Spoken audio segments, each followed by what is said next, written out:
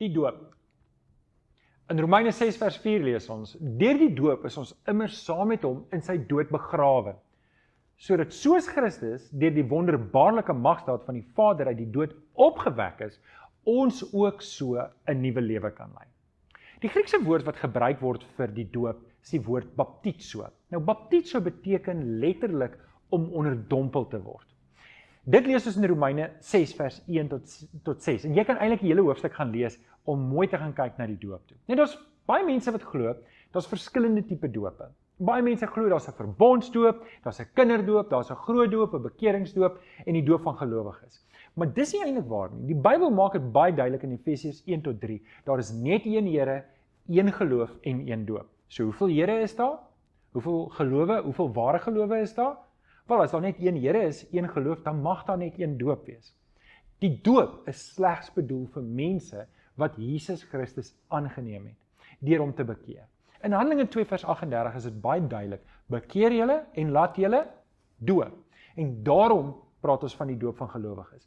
Die doop se betekenis hou juis verband met ek wat afsterf, die ou mens wat sterf. Sien, wanneer ek tot bekering kom, leer ons dat die ou persoon moet doodgaan. En wat doen ons met dooie mense?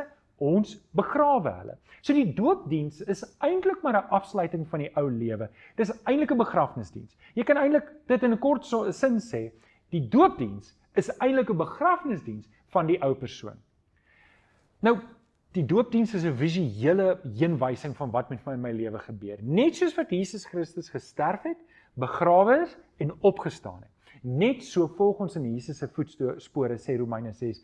Ek het saam met Jesus in my bekering gesterf en ek het saam met hom opgestaan. En dis wat die doop beteken. Ek het saam met hom gesterf, ek is begrawe en die nuwe mens staan op in Jesus. Ek en jy is nuwe mense as ons Jesus Christus aanneem. Miskien moet ek dalk net dit sê. Die doop red niemand nie. Die doop is ook nie 'n voorvereiste vir lidmaatskap by ons gemeente nie. Onthou, die doop is net 'n begrafnisdiens. Vir wie hou ons 'n begrafnisdiens? Vir die mense wat agtergebly het. Hoekom hou ons 'n begrafnisdiens? Wel om te kom totsiens sê. En net so hou ons 'n doopdiens en ons nooi mense wanneer ek gedoop word, dat hulle moet kom sien. Ek is klaar met my ou lewe. En dit is die doop in 'n neutedop. Later in die volgende afdeling gaan ons kyk na die doop in meer detail, maar dit vir later.